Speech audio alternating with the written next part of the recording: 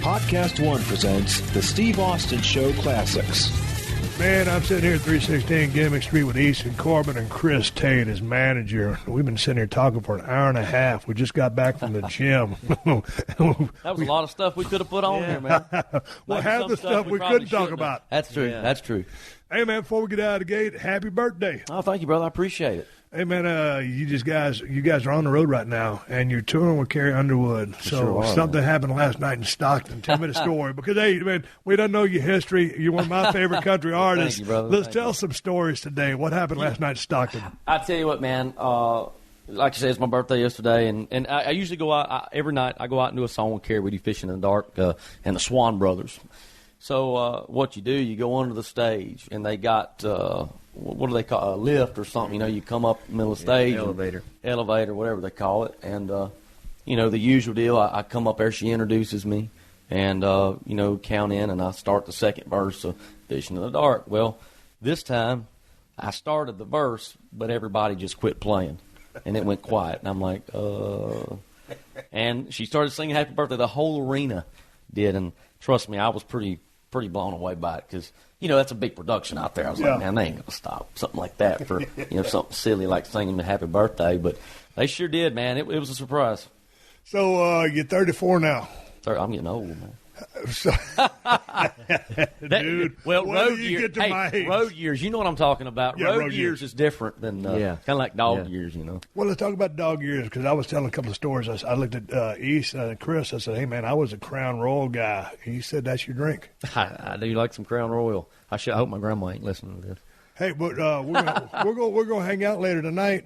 You guys, we're gonna go down to the tour bus because tomorrow, I don't know when this podcast is gonna drop, but you guys are heading over to Phoenix. Phoenix. And what's after Phoenix? Because y'all got a run going down through Texas. We do. We Phoenix, then Las Cruces, and then San Antonio. San Antonio, and then Houston. And then we got a day or two off, and then we actually come back. I think to Bossier City, and Tulsa or Fort Worth. After that, Lafayette, Louisiana, don't we? And then Lafayette. Yeah. Dude, living on the road, I looked at last time I came down and talked to you guys. Everybody's looking pretty fit. Here's the thing. Easton rolled into town. Today. Chris said, "Hey, man, we're going to go get a workout in. You got any gyms you recommend?" I said, "Yeah, I can take you where I train at. I can come get you guys and all that." So we went into the gym, and I got a blown out shoulder. I can only train one arm, so I didn't do nothing to begin with.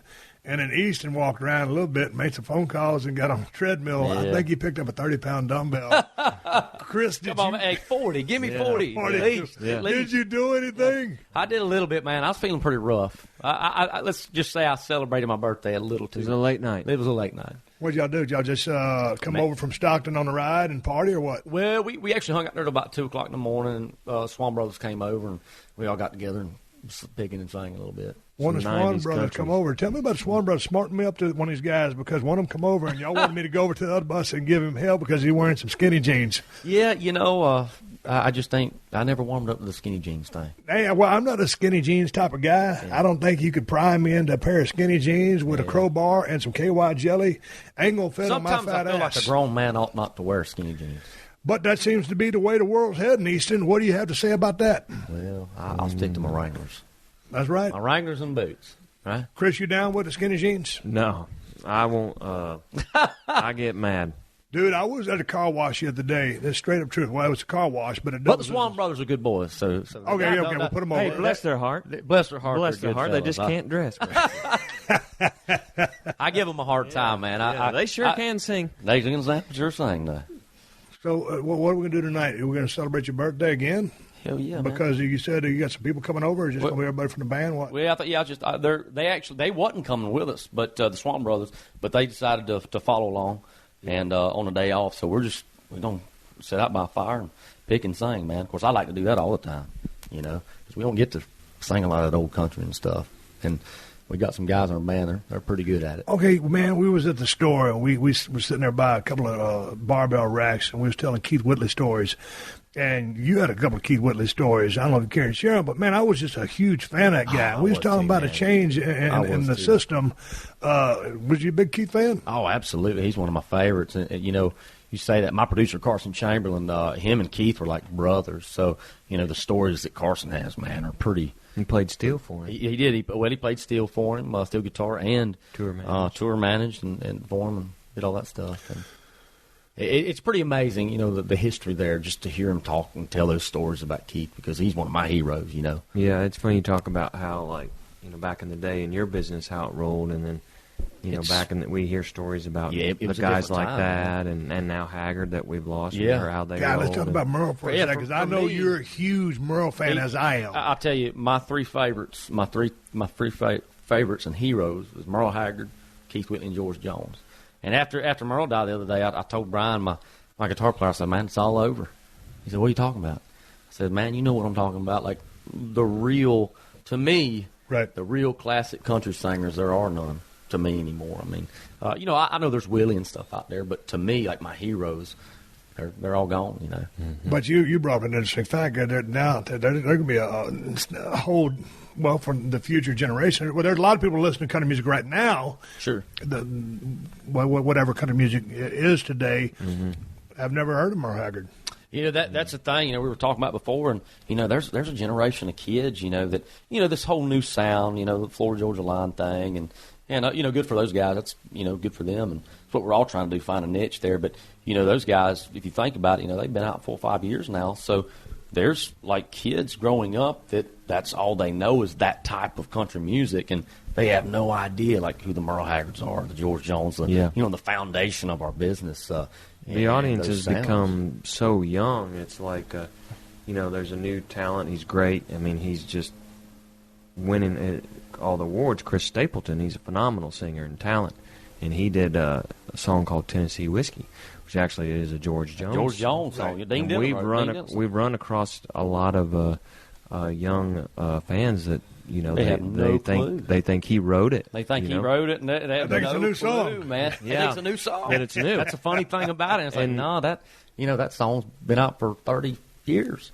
But that's good in a way that it's introducing. To me, it's good the fact that they dig it. Yeah, it is. It's right, because it is introducing. The younger generation to that. Hey, this is a great song. Well, we didn't know it was recorded over 30 years ago. Yeah. Hey, y'all are hearing the blower in the background. It's Wednesday. I got one of my favorite country music singers here, and the blowers don't stop. This is my family-friendly show, but God dang, this is another bullshit. way of him saying this blows. This is it. Yeah.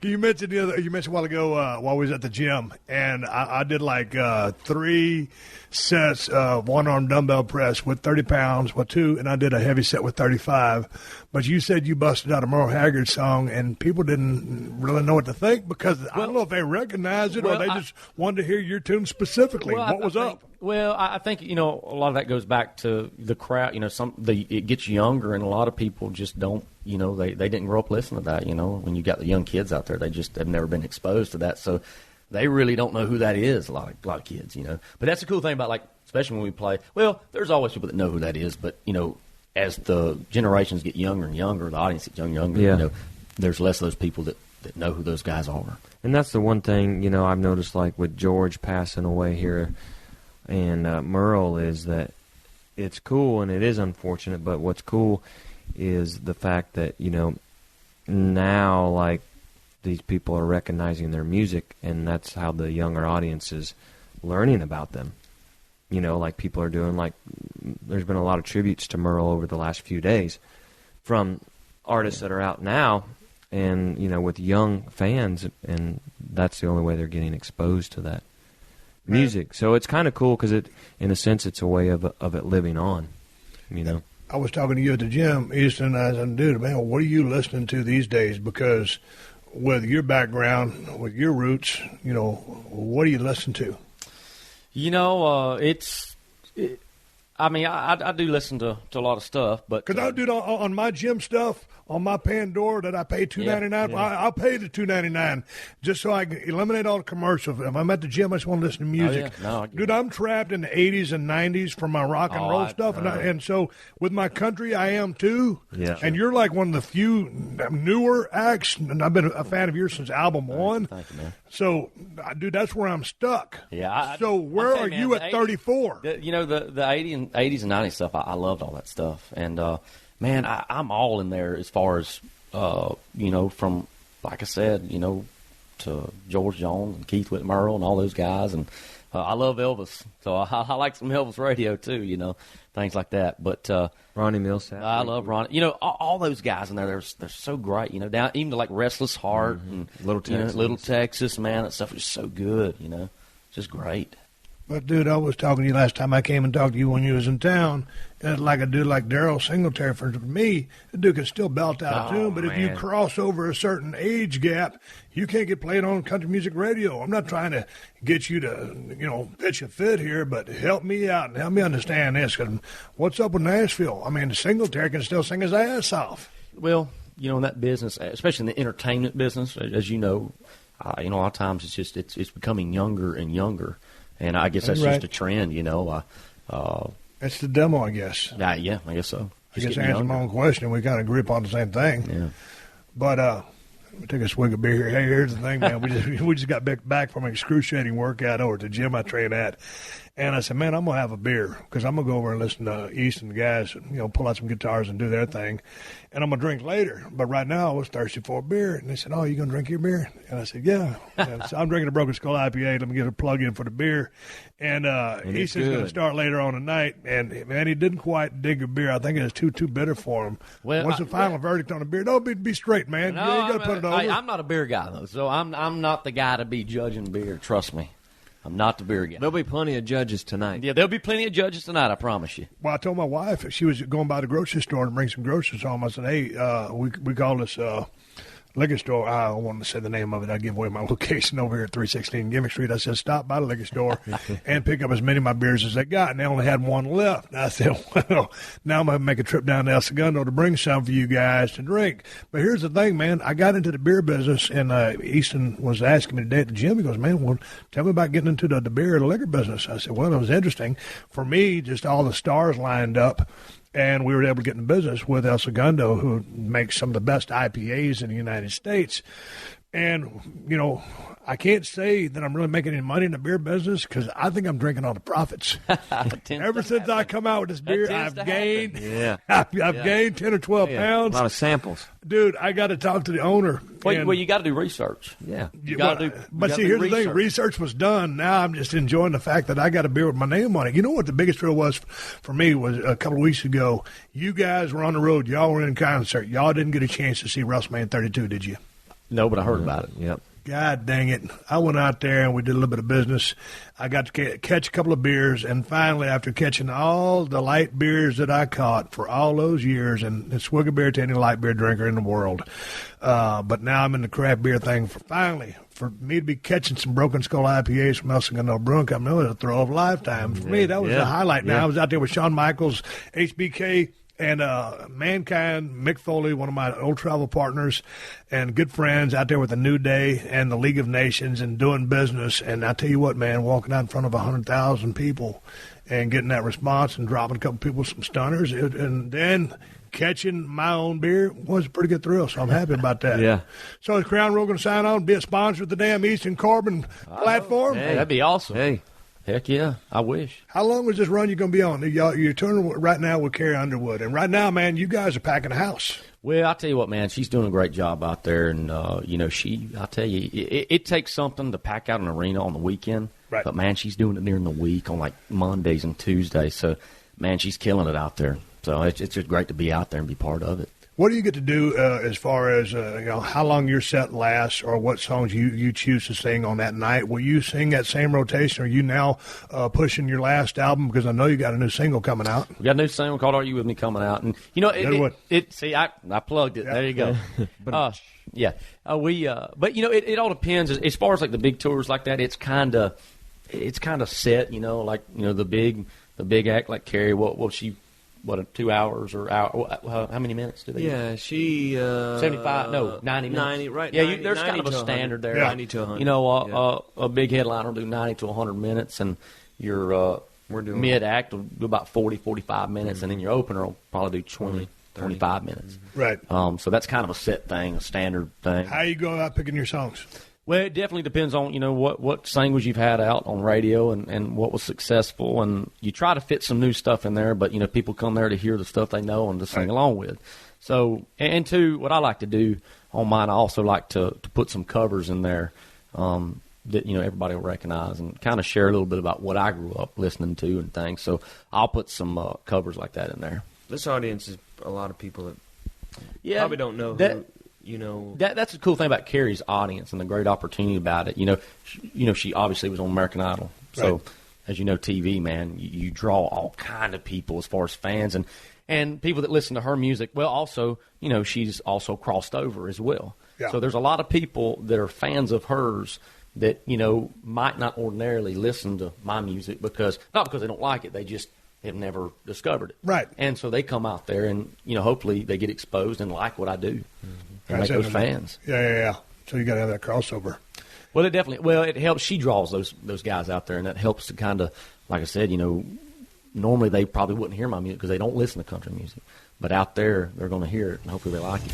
You're listening to another classic episode of The Steve Austin Show, only on PodcastOne.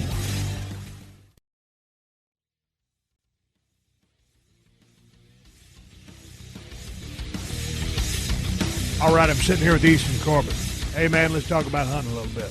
That's one thing you don't have to twist my arm about there. Last time I was at Broken Skull Ranch was a couple weeks ago, and it was actually a little bit early, but the deer started dropping their horns, so we was picking up sheds. Yeah. And God dang, I found some good horns. And a couple of these deer I saw during the year and just decided, hey, man, let them go another year. And so I did. But, man, I'm looking forward to this season because we've got some deer that are going to be at the right age where I can start taking a couple of them. Do you take 4 or 5 years old? Is that what? No, man. For me, because I'm high fence, that's too young to take a deer. And too young? Yeah. Oh, okay. Well, here's the thing.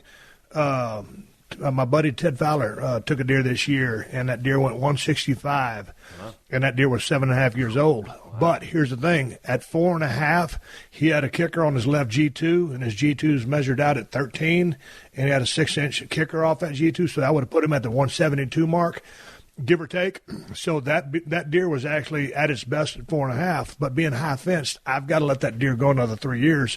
At 5.5, if you see a monster buck, I mean, he is considered a mature buck. So by all rights, you could take him if you wanted to. But me, just because I'm just looking to give them that extra time to grow. See, I've heard though. Now I don't know all the science behind it, right? But I've heard after 4.5 or 5, the racks start actually getting smaller. And I don't know if that's true. I don't know. Man, I think it all depends on the buck. Maybe it's just some genetics. I don't know. Yeah. And to me, here's the thing. I got a neighbor down the road, and he says he's got deer over there 8.5, 9.5 start making a comeback because they're not chasing the women during the rut that they used to be, and they're not fighting, and they're more concentrated on eating. Now, that's his theory. I'm not subscribing to that. To me, though, I mean, I really think at 5.5 and 6.5 is probably prime time, but just because I want to give them the extra benefit of the doubt, if I can let that deer go to 7.5 and hope that he doesn't get in a fight that ends his life, or hope that someone doesn't poach him, or hope that he doesn't get sick and pass away before the next time I get a chance to see him at 7.5, I give him that chance. Now, I'll give you a case in point because I want to tell a few stories for you.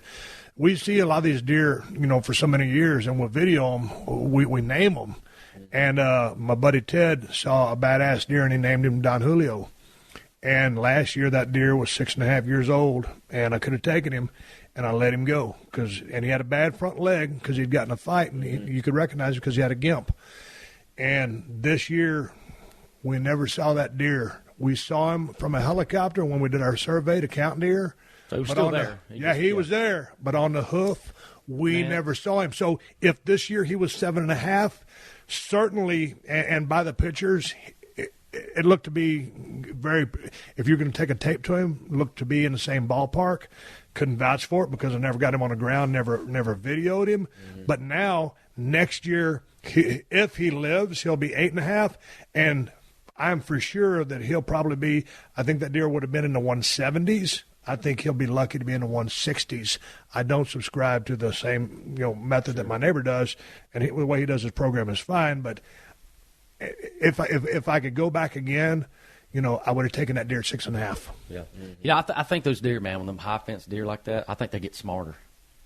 Dude, and here's the thing. I think they get smarter because there's time. We hunt up Nacogdoches, and there's pens like that. Up there, 2,000, 3,000 acres, and man, there's sometimes we go up there and you don't see a deer. You know, people think, well, it's high fence. It's like going out there. You know, walk right by you. That's the biggest misconception. I'm telling you, there's times we go out there, we'll not see anything for a week. Yep. You know, a couple does or something, but no.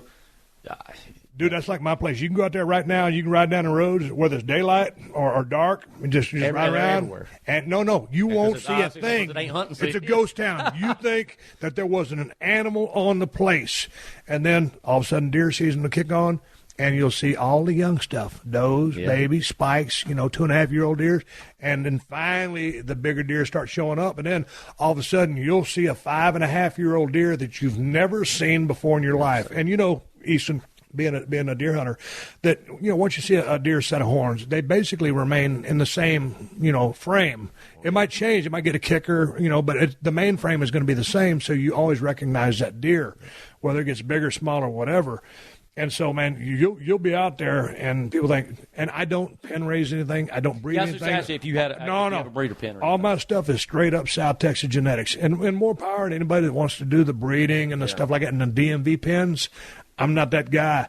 My place was shot out when I bought it, and we grew it up to be where it's at right now. We got good genetics, and if you've got good genetics, you let the deer get old enough, and you give them nutrition, which we do, and we live in South Texas anyway, so everything that they eat is protein. Mm-hmm. So that's a recipe for big bucks. But going back to the high fence thing, I don't import any deer. I don't put any in pens.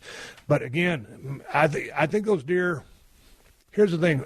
I got my brother-in-law. He's a professional guide in Sparks, Nevada. If you want to go on a badass mule deer, elk, whatever, lion, bear hunt, he's your guy. And he comes out there, and South Texas is a little bit different for him. Yeah. But, dude, it's not like a fish in a barrel shooting. No, it definitely ain't. It is what it is, and there's a lot of work that grows into trying to grow big deer, but they ain't never no gimmies. No. Hey, do you ever? Now, I was a random question, but you ever had them get out or any deer get out of the high fence?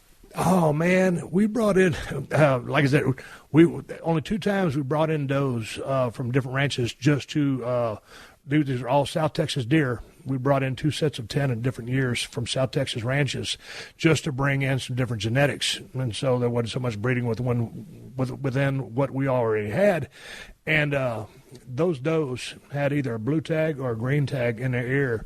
And my buddy Ted has seen 1 deer with a blue or green tag in its ear, and those other deer, and I got a pretty damn good fence, have yet to be seen. So a buck, and a lot of times when you're riding the fence line, every time I go to my ranch, I get in my Kawasaki mule, and I ride the fence line, I look for holes in the bottom of the fence, and because they'll dig. Yeah. Oh man, they'll just go out, and now a big ass buck with a set of horns on his head ain't, but that now that they've dropped their horns, they could, and I see does and fawns do it all the time. But so I'm sure that I have lost some deer, but I'd like to say that at least 95% of what I have has stayed in. Mm-hmm. But that's always a fear, and that's why me and Ted always ride the fence and patch all the holes. We did this event for it was American Sniper Foundation, Ted Kyle.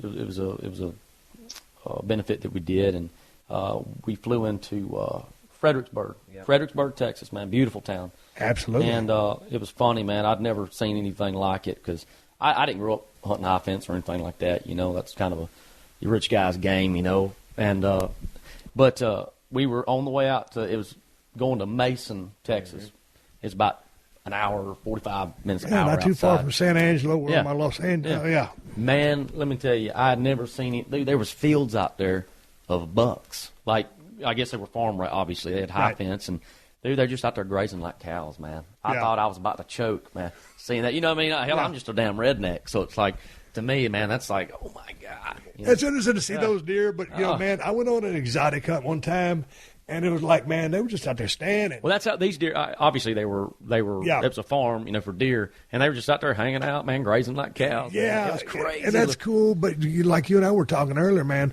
bow hunting. That's what I want to get into because, it's one thing to manage your ranch, to try to increase, the Boone and Crockett inches of all the bucks in your herd, and because that's what you're trying to do. Sure. You're just trying to grow big deer. And we eat everything that we shoot, and if not, it's donated to a church or a food bank or whatever. Nothing is wasted. By the time I spend all that damn money on protein, we don't waste nothing. We wouldn't do it anyway out of respect for the animals. Right. But I went on that South Texas exotic hunt, and it was like, man, there was no challenge to it. And so now I want to get close. I want to be 15 yards. That doesn't sound like, I've heard of guys going on those hunts where they pay the big money. And because they want to put something on the wall and make up a story about it. They say they basically parade the deer through there. And yeah. It's like, you take that one right there. That don't seem like a whole lot of fun to me. No, man, but a lot of people, they want to have that gigantic set of horns on the wall, and they'll make up some story to the dude they're trying to do business with about shooting a damn deer. And man, I ain't about that. But see, now it's like, I think my program is far enough along that now I can come in, I can do my culling. I can do my culling like I need to do, but for my trophy stuff, man. Whitetails are smart, and sometimes they're quirky. Sometimes, they're always quirky. But they have sometimes different personalities for sure. But right when you pattern them, they change patterns. Man, they're smart. And as smart and as visual as they are, because you can be sitting in a deer stand, or if you're in a thicket or your brush stand or wherever you're at, and you can be all camoed up. But if you just make movement and they see you, like as soon as a deer steps out into Sendero in South Texas, the first thing they do is they look at that deer stand and they look in the windows because they're trying to skylight you. Man, they adapt. But they just want to skylight you to see if there's a silhouette in that deer stand. So, dude, I'm always scooted to the back, or I've hung a drape up through some burlap or whatever I've jerry rigged up there. But I want to get past that, and I want to go against their nose. Because the deer, sometimes when you can pattern them, just by what they do, if you set game trail cameras, and we don't do that. But dude, I want to beat the nose, and if I can beat the nose, then I've overcome the odds, put myself, in his ballpark. Well, I'm gonna say if you can beat their nose, which you're not gonna do, right? But see, that's what I'll try to do. That's the deal. Great. One thing I tried one time, and it's crazy. Somebody told me, and I'd always heard, growing up, like, don't ever get around smoke or anything. Right. Away from smoke. Well, I talked to a guy that he's like, dude, he said, I hunt up in Steve Yoder from Lancaster Archery, and he goes somewhere, I think Wisconsin or something. Yeah, they go to Wisconsin. Yeah. And the guy told him, he's like, hey, man, I use this thing, a bee smoker, and I put, like, leaves and stuff in it, just, get it smoking like you would anything else. And he smoked himself up with that thing and get the, I'd always thought you didn't do that. Right. You don't want to get smoke on because of the smoke. Well, Steve said he tried it, and sure enough, he said, dude, I'm a believer in it. Yeah. So I went, and I said, well, send me one of them bee smokers. I'll try it. Yeah, why not? Yeah. Sure enough, dude, I was in a ground blind. I had one of them hay bale blinds. And I was in a ground blind, man, and sure enough, these does come out there. And, dude, of course, they looked up, and they kind of looked my way, but they just went the head back down and just started feeding, man. I knew they smelled me. Right. But all they smelled was smoke. They didn't smell the human scent. They didn't smell the human. They smelled that smoke, which I got to think about. Well, that makes sense, because that's just natural, out in the woods, you people, burning stuff and, forestry and all that stuff. So, man, I'm a believer in it. Here's a story that comes off what you're saying out there, but it's funny because I could be on my Kubota tractor and I could be shredding. Yeah. And because it's just the same, that diesel motor is revved up to about 2,600, but it's just a piece of working machinery. And for some reason, the deer don't seem to mind it as much. Now, I'll come tooling down the road in my Kawasaki Mule or my Ford Bronco, and that Bronco's pretty quiet, but anything else kind of scares them off. That for some reason, that tractor sound is a little bit more natural to them. Yeah. Wow. But Go ahead. No, the story I was going to get to was a long time ago. We was at the Buckmasters event, and it was like 1992 or 1993, and Jackie Bushman. And we go out there, and all these baseball guys, Mark Chestnut's down there. He's a big hunter out of Beaumont, and I was a big Mark Chestnut fan, still am. And Rick Rude just started getting into hunting, and me and Paul Orndorff got him on a hunt lease down with us in South Georgia. So anyway, the rules were, by Jackie Bushman, he goes, guys, don't anybody shoot a spike. We're looking for 6 or 8 points or better. So Rick Rude, he's a newbie. You had the choice back in. Remington gave out a 700. You could pick the 30-06 or the 280. I remember picking the 280. Nikon supplied the optics. I still have that gun in my safe today. And so all of a sudden we're out there, and Rick Rude, everybody who knows Rick Rude knows he like to smoke dope. So going back to your smoking the clothes story, so, we got specific directions not to shoot spikes, right? So Rick's out there, and when Rick rolled a joint, it was a big-ass joint. I mean, like a cigar. So he's out there smoking a joint, and sure enough, a spike comes by. Well, he sees the spike. It's got horns. Hey, man, We've been that's informed we're not supposed to shoot spikes. So, blam! He shoots the spike. The spike drops. Oh, okay. Well, he's still smoking a joint. Along happens another spike. Apparently, deer are attracted to the smell of marijuana. They're potheads. So They're potheads. Yeah. So, I think Rick. You're probably thinks, going to make a lot of people happy. I know. I know. That's what I People said. get mad when I tell these hunting stories because they don't like when something dies. But anyway, it's when I'm telling this is actually a funny No, I'm just story. talking about the stoners that listen. Oh yeah, They'll- no, they'll I like mean, that. when I tell a hunting story, so many people say, "Oh man, I can't believe that you shoot your own food." So anyway, Rick shoots not one spike but two spikes. So at the Buckmaster's thing, the guy drops you off, then he comes and picks you up, and Rick informs the guy, goes, "I got two deer laying down here." And what do sure you enough, mean? they go to pick up the two deer, and they're two spikes. And first of all, you weren't supposed to shoot spikes. And Rick's deal to me after the hunt was over, and this is the way he always talked. And I said, "Rick," I said, "Dude," I said, "What'd you do, man?" I said, "You shot two spikes. You weren't supposed to shoot spikes." He goes, "Steve," he goes, "I was in my stand. I was just sitting there smoking a joint, and this buck comes up. I mean, it's a fucking spike, but it's a buck. What am I supposed to do? Let it go?"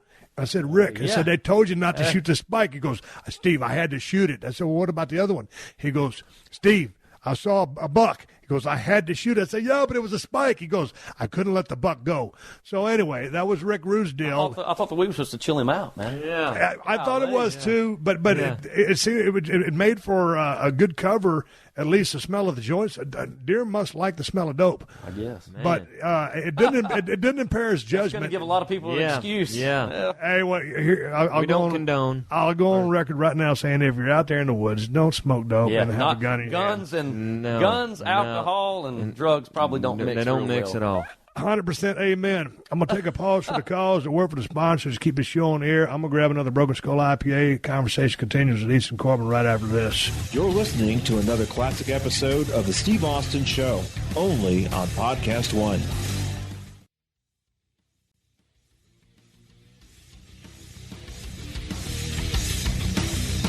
All right, coming right back in with Easton Corbin. Chris Tate's in here, 316 Gimmick Street. Going to put in another 25 minutes right off in the sunset. These guys got a day off. They got things to do.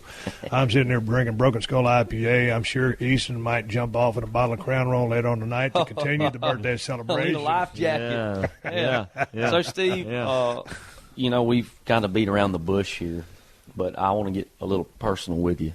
I want to get personal. Ask the tough questions, right? Tough questions. So I'm a big old history nerd. Here's the thing. I lay off the tough questions because I don't want to put people in a rock and a hard place. Well, but if you want to go hard questions, all right. we'll go hard questions. All right. Yeah. So I'm kind of a big history nerd, and your name's Steve Austin. Yep. Stephen Austin. Yep. Were you named after Stephen Austin? Nope.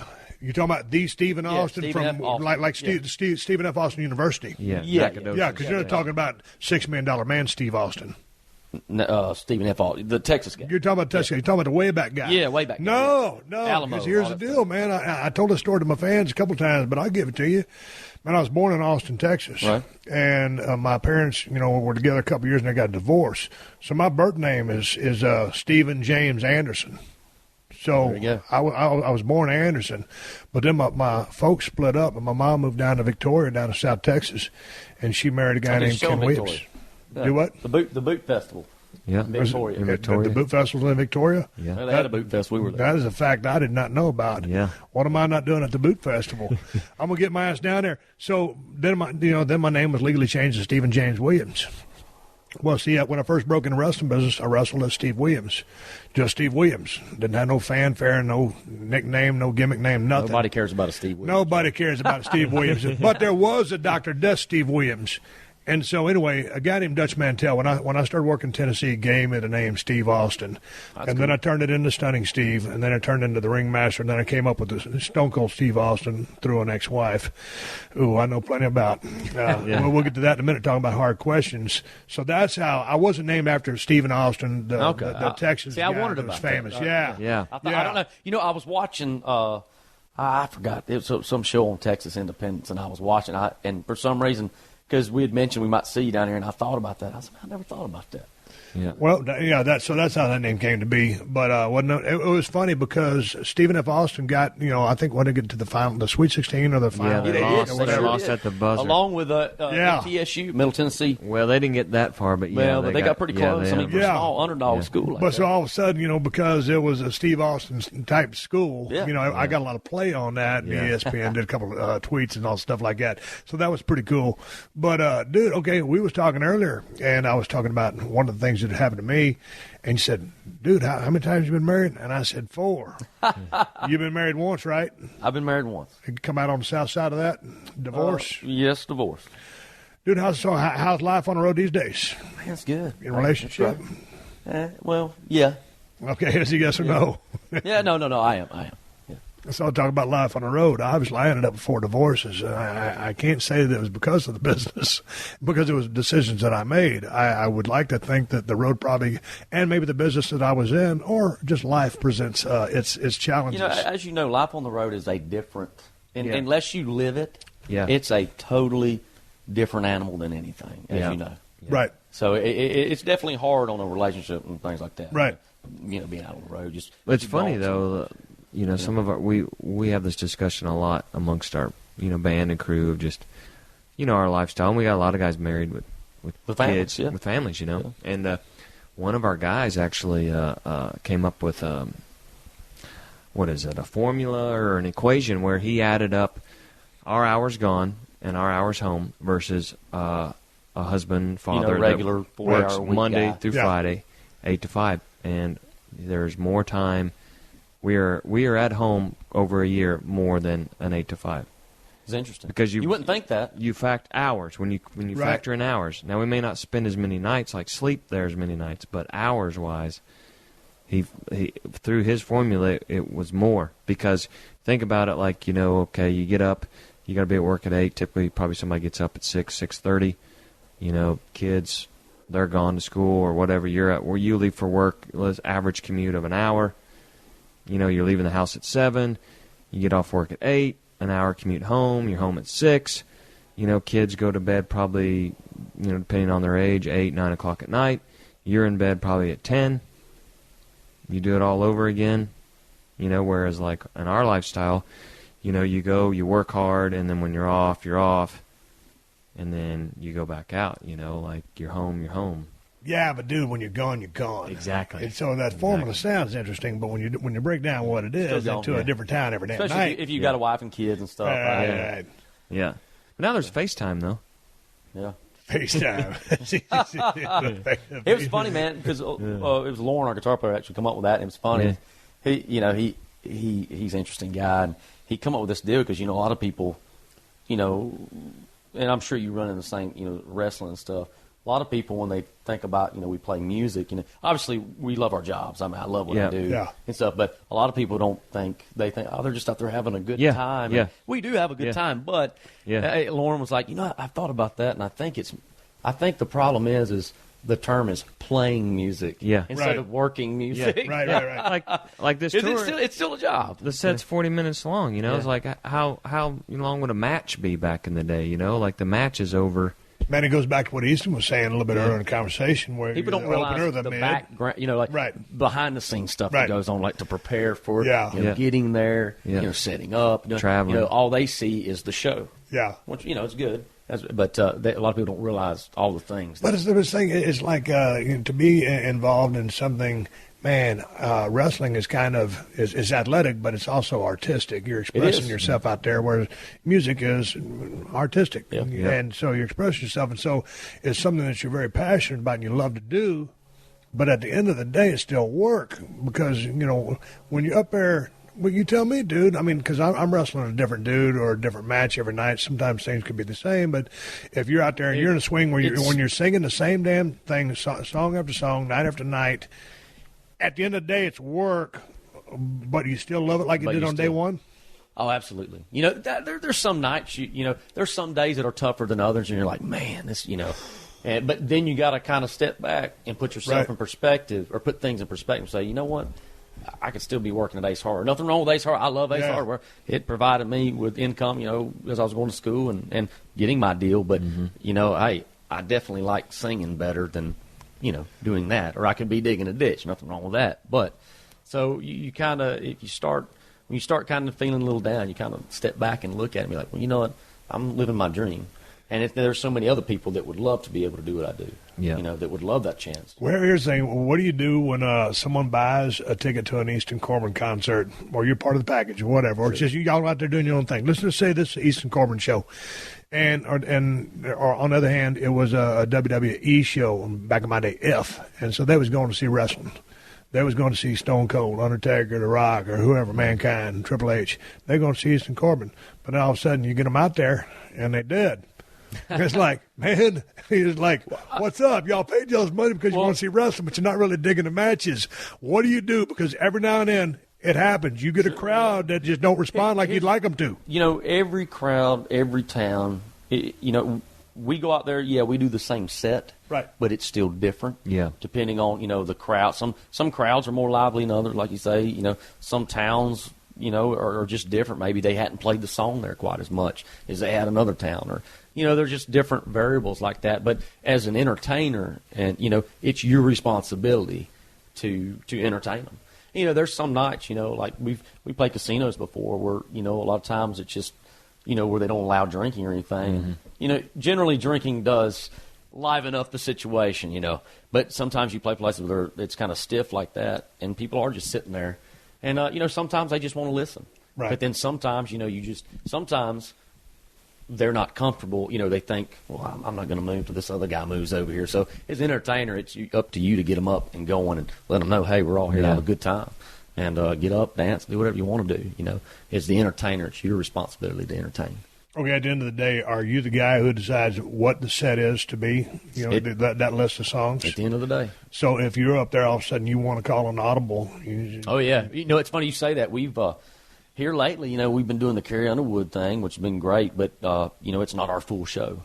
So what few full shows we've been doing here lately, man, I've been, on addition to our whole set, which is about an hour and 15, I've been pulling out old album cuts and stuff that I did, and pulling out some stuff that I don't normally do, and it's been a blast. We've heard. People requested that too. Yeah, people's requested it too. Dance Real Slow, Damn Girl, Tulsa, Texas, big one, and we get it. It's always cool to get out there and do those songs you don't get to do very often. I always had a couple of favorite buildings to play. Do you have a couple of favorite states or cities or regions or specific buildings? Oh yeah, man. We're going to play Billy Bob's in Fort Worth. Mm-hmm. And, dude, that's one of my all-time favorites, man. Texas in because general, of history or acoustics or no, I just the atmosphere, the crowd, and. California's been California's really great. It really is for country music, but Texas, man, and Oklahoma and Louisiana. I love to play everywhere, but for some reason it's a little bit different in those areas because you still got the guys or the folks out there. They still get out there and dance and stuff. Yeah, you don't see that's kind of you don't see that places very much. Texas, Oklahoma, that's kind of a step back in time. San Antonio is always a hot spot. San Antonio, it's a different way of life kind of down there. Dude, I always hear, music has changed. Because, back in the day, you would sell albums. And these days, everything is a download. Everything's downloaded. And so, but these days, as a touring act, the money comes from being on the road and the merch stand. Yeah, your bread and butter's out there putting butts in seats, man. That's the bread and butter. So you don't know the album sales because that had disappeared by the time you really came upon, right? By the time I came upon, that was kind of going away. The whole downloading was coming. It ain't like the 90s. The 90s, right. Like they said, they drop an artist if you just went gold. Mm-hmm. They drop you. There's been a couple changes. Obviously, the single downloads was kind of starting to get hot when you first came out, and now it's a lot of streaming. Yeah, that's right. It's even changed. Now it's streaming. The Pandoras and where you pay one time fee. Well, iTunes is. A lot of times me, man, I'm technologically a little challenged, so I just realized the other day iTunes had went to that, even though they're taking it out of my automatically on credit card, but because I was looking up old Jerry Lee Lewis stuff, and it happened to come up there, and it listed all the stuff, and I'm like, wait, this ain't I don't have all this in my iTunes library, and I looked, and it was all of Apple Music, and you could just play whatever you wanted to, and I was like, oh, I forgot. Or I didn't realize they did that. Right, they did, but I forgot that they had done that. Hey, man, speaking of touring, how do you guys go about deciding your schedule? You mean the touring schedule? Yeah. It depends. How far out is that? Chris can talk about that because, he's a tour manager. So because back in the day, you were talking about wrestling a little bit. Back in the day, Vince and Pat Patterson used to sit in his backyard by a swimming pool, and they would book a year to two out with talent. Now, guys might go down to injury, but, that's really how far out they played the game. Yeah. With respect to Easton, like, how far out can you book? Well, with us, logistics to it. There is, and like with us, like it changes year to year. Like this year, it's interesting because, the Carrie Underwood stuff. I mean, that's set. That's much like what you're talking about. Schedule. Right. Like she's, with AEG is the promoter for her tour. So they're the ones. They go out and they see when the buildings are available. They probably started it, I don't know, probably a year ago. And then they get that scheduled her, and then they decide. Then they start thumbing around ideas of who they want on the bill, and that's when Easton comes into play. And then we get the offer, and then the big wigs look at it and accept it, and then we get the schedule. So we know like it's about 90 dates with her this year. We book our own stuff around that. Right. Now, what she does, I think, in the end of May is the first leg of the tour, and then she'll take a 2-month break. Yep. And we're going to do our own thing. June, fairs, July, August, fairs, festivals, our own. Yeah. And then we'll catch back up with Carrie when she starts up again. Yeah. Right. Yeah. So how long does that tie last? Just sorry. because, like right now y'all are touring with Carrie, and it's a great relationship as far as the crowd demographics and the synergy between y'all. Yeah. But how long will that last before you say, okay, it's time to tour with somebody else? Or she decides, hey, it's time to have someone else rather than Easton. Yeah, well, generally it'll run to the end of the year. Yeah. Right. And okay. They'll go back and November 28th, I think, is the fall dates just came out, and that's because I don't know. She hadn't. She just put the fall dates out, so we don't know what her tour schedule will be for the next year. So as far as we know, we're going to be doing our own thing right now for the next year. But who knows? There might be another tour. There might be another big tour that we get on. Yeah. Okay, so then when you decide to go out on your thing, sure. How do you go about deciding who you want to open for you? Well, is that higher ups or is that you? A lot of times we don't get to choose that. Yeah, what happens with that, like for instance, like with a fair, like there'll be a fair board that's working with what they call a fair buyer. Say, hey, this is our budget. That's right. And they'll put the shows together. What can you put a package? We need Friday night's our country night, and here's how much money we have to spend, and then they'll contact the booking agencies, and they'll see what everybody's prices are. It'll depend on where we are in the country. That's a big deal. Right. Yeah, the logistics. Routing, yeah. So, like somebody like at with Easton, it's a constant year. All year they're booking.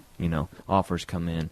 But, the demand for him, and as much as we work, it's if you're not putting offers in a year in advance, you're probably going to miss out because there's stuff already being routed.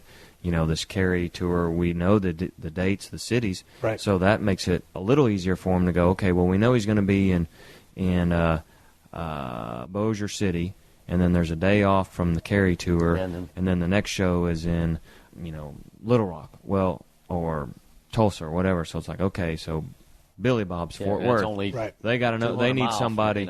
Okay, well, we're going to pop over there, knock that out. And it's just like last week we played in. We were in Las Vegas for the ACM Awards, and then there was like a 2-day break. Well, we hit a casino in southwest corner of Colorado, played it, and then the next night we played in Fresno with Carrie. We met back out with her. So, in our world, that's kind of how they do. But Easton, how busy do you want to be? Dude, at 34, man, when I was 34, I was bulletproof. I was chomping at the bit. So how busy do you want to be? I like to work, man. Honestly, when you get used to doing what we do, and I think I can speak for other people as well that do what I do. If I'm sitting at home 2 or 3 days a week, I start to get bored. If it's not hunting season, if it's not hunting season, I start to get bored. Yeah. So if 2 days at home is about as much as I want to just be sitting around. Yeah. Other than that, I want to be going. Because, it's one of these things, in what we do, and I'm sure what you do as well, the clock's always ticking. Right. It could go away tomorrow. Right. Yep. So you got to get out there and make hay while the sun's We'll do shining. about 130 to 150. Yeah. Yeah, but to me, it was like, some of the days back in the day, I mean, they'd string us out for a pretty good piece of time. Mm-hmm. And all of a sudden, you'd be on the road, you'd be strung out, and, guys back in the day, we would live pretty fast. Yeah. Like, man, I'm ready to take my ass to the house. Well, man, I was already, by the time I got to the house, just like you said, do it a day and a half. And I put my bags right there by the washer and the dryer because I just wear the same stuff over and over and over again. But, man, it'd be like, I start going like this with my fingers. I'd get antsy. I said, it's time to get back on the road again. It'd be like, dude, you just got here. Yeah, but I'm ready to get back on the road because I kind of get what Carson used to call it. He's like, well, man, when I get in road mode, it's like. I call it zombie mode because, but road mode, it's the same parallel because you're living life, but it's life as you know it, and you're just used to being on the road. Yeah. And so life happens, and you're engaged and you're involved, but your business is you going to arena. You are your business. That's what it is. It's touring. Wheels got to spin. It's the same as a guy clocking in. That's what he does, and that's what you do. For me, I kind of, and I get used to, I kind of have a schedule out there on the road. Like I get up. Usually I get up a little later because just the nature of what we do. Go to catering, eat, and usually after that, rest your food, go to the gym. A lot of interviews. In between go to the gym, and it's time. About time, then you go eat supper, and then it's time to start getting ready to do the show. Sound check. So, dude, you like sound check during the day. Road, yeah. So I have that, every day. So it's kind of when I'm at home and it ain't hunting season or I ain't fishing or something. It's like, man, what I do, like. I kind of like that. That routine, I guess. Hey, when it comes down to the daily schedule, how do you guys map that out? Well, a lot of it, the easiest way for me to explain that to people is I'm sure you can relate. Our biggest challenge every single day is time. Time. Yeah, there's never everything enough time, revolves man. around time. How long it takes you to get to the next city. How long it takes you to set up. How long it takes you to eat. How long it takes you to get to a gym and back. How long do you have to sound check? How long do you have to do a meet and greet? How long's your show? How long's the next drive? So, all that comes into play, with a big production like Carrie.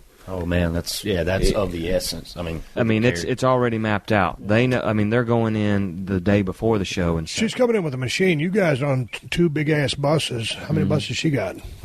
They are running probably 15 to 20, man. Well, no, she's got I think 8 to 10 buses and I think 17 trucks. Okay, the trucks. Oh my God! Yeah. That's got to be a well-oiled machine. As much stuff's going on. Over there.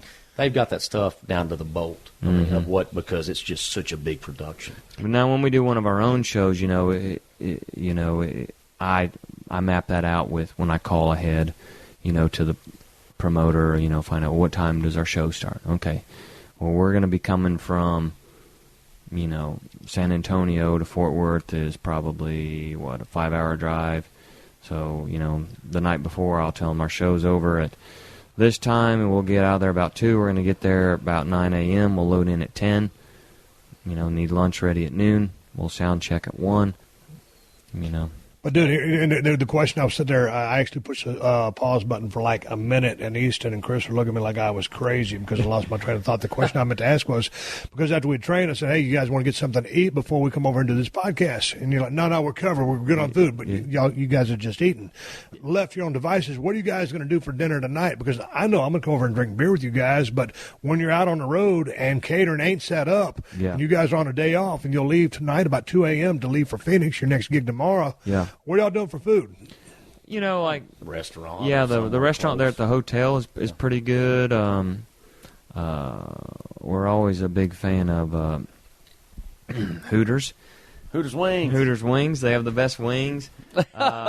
He's hoping for a sponsorship and a supply of wings. Lemon pepper. Lemon pepper flavor ranch, extra ranch. Yeah. You can keep the celery. Chipotle too. Chipotle. They did give me a card. Chipotle. They did? Yeah, man, it's awesome. Pretty cool. But on the days off, we always try to stay in hotels where there's plenty of stuff around or grabbing. Yeah, but the way y'all act, I was just thinking, man, you guys, because you're on these buses, you got everything organized. I thought you guys were going to break out barbecue pits and throw a brisket on. And I was thinking, we did that for a while, but that stuff always gets beat up and broke. You need someone to do it for you. You got to clean that stuff up. You got to, it always sounds good, but when you do it, it's like I used to take a motorcycle. Hey, and a lot of people And, Really? and that's all cool. Yeah. But somebody's got to, it's like after the show's done, it's Yeah. still sitting there. Somebody's got to take. Nobody ever wants to put stuff Nobody away. wants to put it away. Right. It's like, and two, like motorcycle stuff, that's all great. But usually when you're out on the road, man, you beat up. Once you get Well, out you're right. there and you go ride for an hour or two, hell, you're tired. Yeah. You get back. So Yeah. all that stuff's fun and theoretically sounds great, but usually in the end, it's like, it's just more hassle than, it's worth. Hey, man, we was at the gym today, and you was talking about writing songs, and you was talking about your truck, your famous Dodge truck that you've had for a couple of years, and you ain't, well, you got it brand new, and you ain't washed it in 2 years. Ram, man. That I love that truck. It's one of my favorites, and because we worked with Ram a little bit, and but yeah, it's washing the truck ain't my priority. Yeah. I think the last time I washed that truck, it was I gauge it by the BMIs. Yeah. The last BMIs I didn't drive 2 years ago. The BMIs 2 years ago. Yeah. What's I knew- BMI? Songwriter Awards. Songwriter. Got you. I knew I was going to that and I had to drive my truck, so I was like, well, I'll get it washed. And so I got it washed. I think it's the last time. Yeah. Yeah.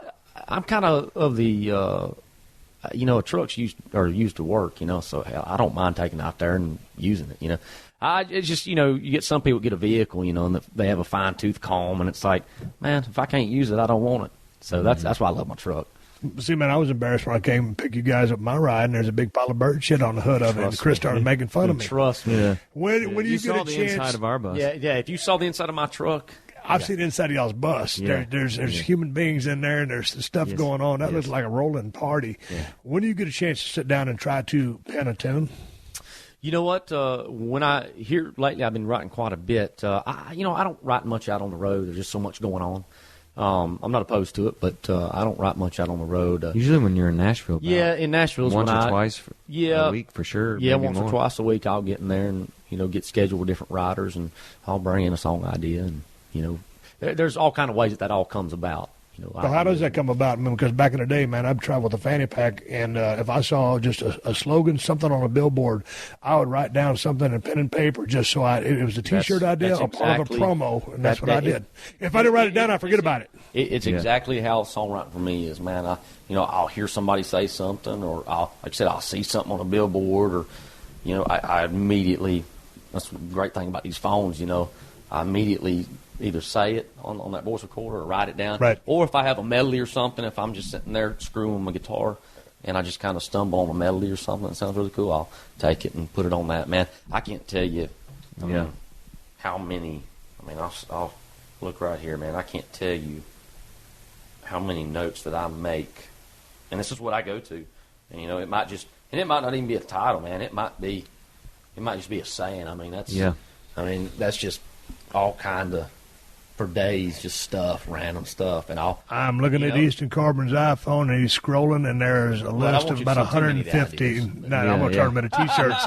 See, here's my thing. I was just trying to come up with a catchphrase, something cool to say, or something on a T-shirt. You're actually trying to come up with a story that you can sing. Yeah, and the thing about it is, and maybe that might not be the title. Maybe that's just the idea. Maybe it's a line in the song that inspires something else. It might not be any of that. Might be somebody else brings it. Now, we were talking about tonight's festivities. We're going to celebrate your 34th birthday. Well, I'm just going to participate, come, and just hang out and chill. We're going to get you to sing. It's all about you. And we'll get him to sing. My question is... We heard him sing a while back. Yeah. We heard you singing. When? It was you and LaRock, man. Oh, yeah. We were YouTubing some stuff. We were YouTubing it. But my question is, like on your tour, will you play guitar? I do actually play guitar. Now, on this carry thing, I don't, because it's just we have to be on and off the stage real quick. But now on my own shows, I do play guitar. So you can and do play. Oh yeah, absolutely. So if you're writing a song, will you bust out a guitar, or would you just sit there and just think of lyrics and stuff, or you think about the music or something? But both of it. It's all part of it. You play bass, play drums, or anything, keyboards? Just strictly guitar. Pretty much guitar. I can't say I can really play any of those other ones. Right. I can't, but I can play guitar. Now, on the carry, I do strum the guitar up there. Right. I do strum, but as far as playing the lead, I do that on my own shows. Right. Yeah. All right, so we're going to chill tonight and drink a few beers. And then, so how long will the celebration last? Is this just another reason to have another beer fest? Another reason to sing a song. It's funny. You got any requests for tonight? Yeah, what do you want to hear? Oh, dude, you singing to Keith Woodley? Yeah. Do you? Yeah. Hey, dude, you know what? I'd like to hear Silver Wings. Oh, I can do that. Silver Dude, Wings, I love okay. that, man. Good Lord. Yeah, that'll be easy. Yeah. All right, tell me one more time about the new single, and then I'll let you guys go because I know you got to eat, and I got to drive you to the place anyway. I got a pretty interesting You're story right. about this. No, okay. You got to do it. All I need is stories. Go for All it. right. Well, this song, Are You With Me? It's a song that I cut for my second record, All Over the Road. And, man, when I first heard this song, I loved it, and I knew it was a special song. And but, as time went on, we didn't get a chance to release it as a single. And but I love this song so much, and I wanted it to be a single so bad, I decided, and Mike Dungan, my record label president, let me take that song and move it to this last record. Yep. It's about to get real. And, after usually a record, usually you have it out about a year and a half, 2 years before you actually go in and start making another one. Well, it's been close to 2 years now, I say new record. Man, time flies by. It does. I say new record, and it's like, well, heck, it's already a year and a half. So, this single, the next single we're going to have to pick was going to be probably the last song off the record. And with that said, I was like, well, I've been waiting to put Are You With Me out for a long time, so this is the time to do it. We'll do it. So Mike let me do that, but as a single. And the interesting thing about this song is probably about 6 months, a year ago, my buddy called me, Drew, old steel guitar player. He called me and said, man, I just heard Are You With Me on the EDM station, electronic dance music. Right. And I was like, what? I'm like, are you drinking, dude? What the hell? And because, that's not two things that go together, me and, EDM. You don't exactly think about that. And so sure enough, man, I Googled it, and there was this guy from France or Belgium. He was a DJ. He remixed this thing into a dance deal. And it's funny because it's just one verse over and over again. It was like, that whole thing, And he that song ended up being a #1 song in like 10 countries over in Europe. And it was like voted the best international dance song. Mm-hmm. And so it's just crazy how, I think that's testament to great music. It transcends genres, great music does. Of course, his version's only one verse. But it was funny when people, I think they've had over 140 million streams. Yeah. And from that, it's funny, when you YouTube that stuff, my acoustic version comes up. And a lot of those people that normally, listen to EDM, they was like, oh, what's this? And they clicked on it. I think we've had over 4 million streams, and it's funny. You'll look in the comment section and be like, "Oh man, Easton Corbin ripped the Lost Frequency guys off," and then you keep scrolling down. I was like, "Oh, wait a minute, no, actually, Easton cut this. Yeah. Actually, Easton cut this before any of them did." Yeah. And so it's funny, man, and like a lot of them's like, "Well, we didn't realize it was a whole song," like. So that's just kind of random, interesting fact about that song. Yeah. Man, it's going to be interesting to see how it does because I liked it the first time it came out, and then you're going to release it. And we talked last time about it, but dude, and bust out it. I want to dance. Give me that. What's Dance real slow. Dance real slow. Or the no. Wait, I want to dance. Are you with me? I want to dance by the water beneath the Mexican sky. There you go. Well, give me a little bit more. I want to dance by the water beneath the Mexican sky. Man, get the beatbox going. Yeah. Give me 3 more lines, God dang it. Drink some margaritas by a string of blue lights. Listen to the mariachi play at midnight. Well, are you with me? Are you with me? You're damn right I am. I'm sitting there with Easton Corbin at 316. Hey, I didn't need auto-tune for that one. And see, you know that I knew the words to the song. At least I knew the first few words and how it went. Hey, I'm going to have you singing it tonight. Yeah. No, I'm coming to listen to you guys singing tonight. I'm hanging with Easton Corbin, one of my favorite acts going right now. Chris Tate is manager. They're on the road. They stopped over in Marina Del Rey.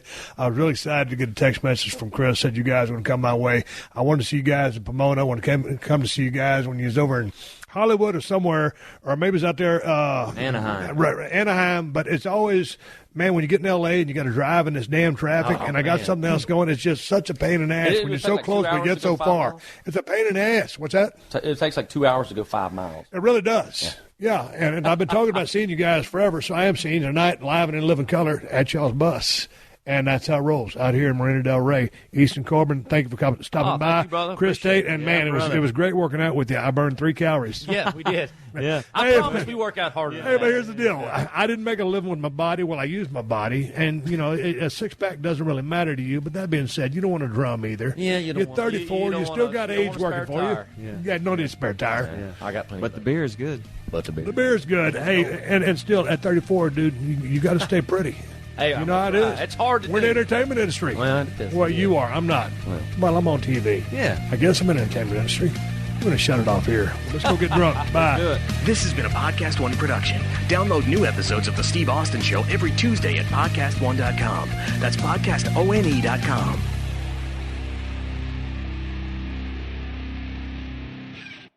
Stream the biggest blockbusters this summer with Popcorn Summer Movies on Pluto TV. Experience nonstop action with the first 4 Mission Impossible movies and Top Gun. Laugh out loud to comedies like Anchorman, The Legend of Ron Burgundy, and The Backup Plan. With thousands of free movies, Pluto TV has something for everyone. Available on live TV and on demand. Download Pluto TV on all your favorite devices and start streaming now. Have you ever heard that story that Napoleon used the Egyptian Sphinx for target practice and shot its nose off? Or maybe you've heard that a French astrologer named Nostradamus correctly predicted nearly 500 years of human history. Or maybe someone told you that the legendary blues guitarist Robert Johnson sold his soul to the devil at a crossroads in Mississippi. These stories are what I like to call historical myths. Great little tales that may or may not have any basis in historical fact.